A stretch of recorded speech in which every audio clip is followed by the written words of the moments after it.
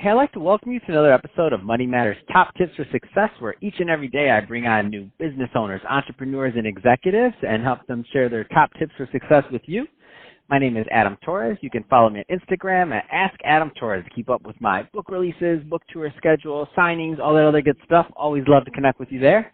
And as always, if you'd like to apply to become a co-author of one of my upcoming books, just head on over to the website, moneymatterstoptips.com, and click on Become an Author to apply. All right, so today I have Hank McLarty on the line, and he is the CEO and founder over at Gratus Capital. Hank, welcome to the show.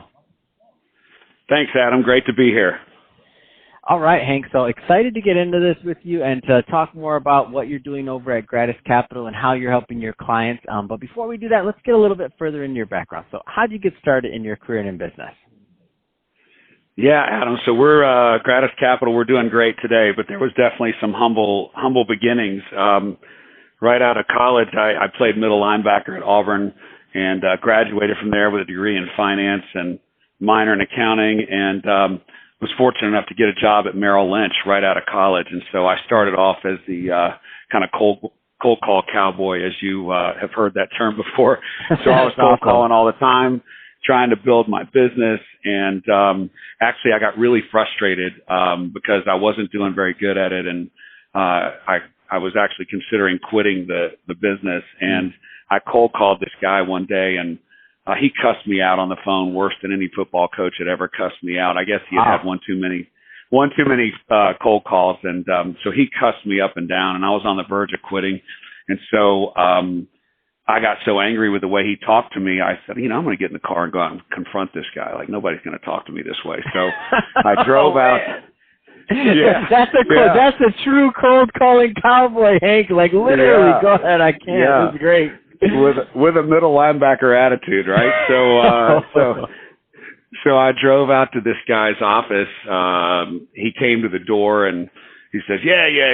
What can I do? What can I help you with? And I'm like, well, I'm the, he's dropping F-bombs at me the whole time on the phone. So I'm like, I'm the mother effer. You just told the F off and all this on the phone. I kind of got in his face and I said, I want to see what I can do to earn your business. So, he said, oh my gosh, don't take it personally. I didn't know you guys call me all the time. Come on in. So I ended up going into his office and sitting down with him for at least a couple of hours, and we hit it off, and he ended up introducing me to the CEO. And long story short, they were bringing in private equity money.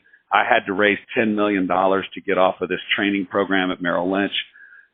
They took in $10 million of private equity money, and over the next several months, as I got to know them, they invested the money with me, and instantly I went from being behind on all my goals to coming off of the program and graduating early. And I realized at that point, I'm like, if I could just be myself and be authentic and get out and work hard and get in front of these people, I think I can be successful in this business. In fact, I'm going to set a goal to make $1 million by the time I'm 30, which, I didn't come from a family with a lot of money and so forth. That was just a big, huge goal for me at the time. So by the time I was 30, I was making $1 million. I was a kind of a rising star at Merrill Lynch. I had a wife and two beautiful young boys. And then I transitioned my team over to Morgan Stanley. And when I got over to Morgan Stanley, I continued to have success. I was ranked by Barron's as one of the top 100 advisors in the country. I was featured in a book called The Winner Circle that was the top advisors, the top 20 advisors in the country. There was a chapter written about me. So I was doing really well, and I started to believe all the hype and drink the Hank Kool-Aid, so to speak. And, my ego was getting a little inflated. And so I got asked to leave Morgan Stanley by another RIA family office, and they had already brought in two big teams, one in Boca Raton, Florida, and one in Little Rock, Arkansas. And they wanted me to come be the anchor team in their headquarters office in Atlanta. They were saying all the right things to me to pump up my ego and all the money they were going to offer me to come over there. And so sure enough, I went into Morgan Stanley. I resigned, and I got in my car to drive over to this office. I called them and I said, I just resigned. I'm on my way over there. And they said, oh, well, wait a minute. We thought you were resigning tomorrow. We're getting our next round of funding tomorrow, and we want to be able to give you your check when you get over here. Long story short, those famous words, next round of funding, never happened. And this was a who's who executives with this company. I didn't just, jump into something, but they ended up going under.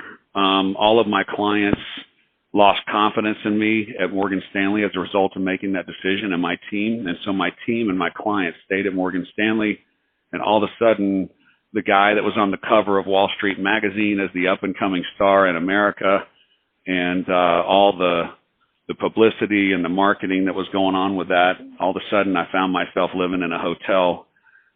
My wife and I got divorced during that time period, and so it was me and my sons living in this hotel for 14 months as I figured out what my next situation was going to be. And it was a very humbling fall from the top all the way down to about as low as you can go. Wow, what an amazing story. Jeez.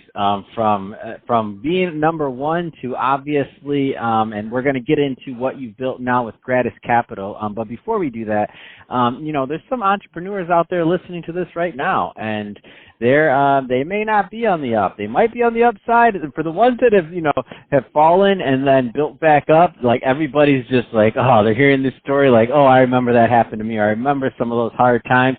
For those that are right now maybe experiencing some of those hard times and they're on the outs, what kind of advice would you give them on pushing through? Yeah, I would say that the most important thing is that you have to believe in yourself, because at times I was the only one that believed in me. There wasn't any more fanfare. There wasn't any more name up on the board as the top guy. There was no more any of the adoration or names and lights types of things that gives you that confidence that you need sometimes. You have to become the person that you can rely on to depend on in times like that. I think that's one thing. The other thing I would say is going through that process is the best thing that ever happened to me, because it made me a significantly better father, a better person to work with, a better boss, a better friend, because it humbled me, and I needed to be humbled. And I think the people that work at our firm now and the clients that we work with and the success that we've had is directly attributable to the unfortunate need for me to get a big dose of humility. So. It's so crazy to me, because obviously I do a ton of interviews. Well over 1,000 interviews now, and I talk to many entrepreneurs from all different levels, and I read. That's all I do is read, and I love reading stories. And it seems to me like all the greats out there. You look at somebody like a Henry Ford, bankrupt multiple times before getting it right with the Model T. Yourself, going through these, like being on top and then losing it all and now building back up. All these things. It almost seems like these hardships are there to teach us something, and that, if we can overcome them, there can be some better things on the other side, man. So I love your story and really appreciate you sharing that, Hank. So that being said, I do want to spend some time on what you're doing over at Gratus Capital. So first, tell us a little bit more about the company and the type of clients you help. Yeah, so just a real quick update on the name. So when I was living in that hotel and trying to come up with a strategy for how to get on the other side of this nightmare that I was going through, I decided to start an RIA, and I had no clients, and I wanted to name the firm. And so I knew I did not want the name of the firm to have anything to do with Wall Street or money or my name. And so I spent a lot of time thinking this through, and I came up with the name Gratus because it's the Latin word for grateful. And I wanted to build a culture where, the primary values were humility, gratefulness for our clients, gratefulness for our team, and so forth. So we started the company focused exclusively on business owners and entrepreneurs. And we have different areas of clients today, but that's what most of our clients are: business owners, entrepreneurs that have had a liquidity event, that are looking for a quarterback, looking for almost a family office situation. So I built the firm with a team of experts, of CPAs, attorneys. We have almost everybody on our team is a certified financial planner. We manage all the investments internally. So we manage the stock portfolios. We manage the individual bonds. We manage our private real estate portfolios. And when any of our entrepreneurial or business clients has an issue, whether it's investment related, tax related, trust and estate related, or private real estate that they may own on their own outside of the portfolio we manage, I have an expert on my team that is as sharp. I'd put them up against anybody in the industry with their area of expertise that is there to help them. And that is something that all comes as part of their relationship with our firm. So it is, a lot of people say the overused word holistic relationship where, you're ready and able to touch all points. I mean, we literally have a team of experts here to handle what we view as any need or issue that would come up with an ultra high net worth client. So I know this is going to change, obviously, from client to client, where they're at in their life, where they're at in their stage of their business. But I know when you work so closely with a niche such as business owners, that over time, certain themes tend to arise.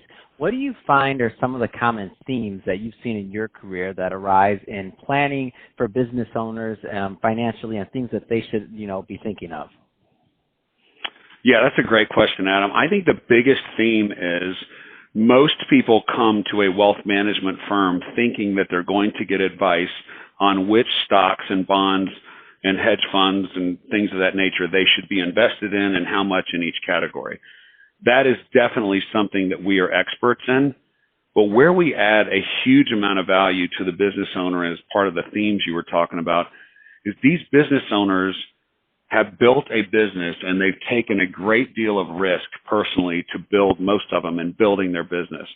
Mm-hmm. So our job is to diversify that risk, not just in their investments, but diversify it with tax expertise, trust and estate expertise, and give them that peace of mind that all of the I's have been dotted, all the T's have been crossed with a very cumbersome project area with respect to tax, trust and estate, and investment. So when you can pull all of that together, and very few people in our business have the expertise to be able to do that, when you can pull all that together and give the client the peace of mind that it's all been taken care of and they don't have to worry about it, they can either focus on what their goals were with selling the company to begin with, or still focus on their company if they've had a partial liquidity event. But they've got a team of experts that is there to handle all of the personal issues with their wealth. That is a commonly used term, but it's not commonly actually executed correctly. So the biggest theme I see with these clients and why we rarely lose clients and why our business has grown so fast is we're exceptionally good at it. Man, that's awesome. So Hank, if somebody is listening to this and they do want to follow up and they want to learn more about Gratus Capital, first off, what's the right type of client for you that's typically a good fit, number one? And number two, what's the best way for them to reach out? Yeah, so ideal client for us is really anyone that's had a liquidity event, either through retirement or, selling a business or part of a business. Maybe they've inherited money. I mean, we have a very diverse group on our team that can handle pretty much any situation where somebody's had some type of liquidity event, or if their investments, they're not happy with the service and the performance that they're having in whatever situation they're invested in. But our clients range on the low end, $2 million, and our largest client is up in the $500 million. And then our wheelhouse is kind of in that $5 to $50 million range. That's where most of our clients kind of fall into that range. So, but we have a very talented team that could take care of pretty much any situation over $2 million in liquid assets. And the best way to get in touch with me and my firm is at gratuscapital.com, and that's GRATUS capital.com. Fantastic. Well, hey, Hank, really appreciate you coming on the show today and sharing more about your story. Truly inspiring. And to the audience, as always, thank you for tuning in. Hope you got a lot of value out of this. If you did, don't forget to subscribe to the podcast. If you are watching this on the YouTube channel, Money Matters Top Tips, give us a subscribe, and also let us know what you thought. Leave us some comments on that video in the video section. I'd love to connect with you and engage there. And Hank, thanks again for coming on the show. Appreciate it. Thanks, bud. Thanks for having me.